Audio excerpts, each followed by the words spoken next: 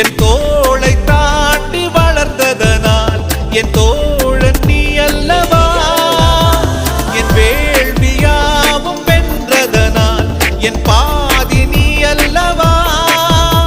சந்தோஷத்தேரில் தாவியேறி மனமின்று மிதந்திட என் வானத்தில் ஒரு நட்சத்திரம் புதிதாக பூ பூத்து சிரிக்கின்றதே.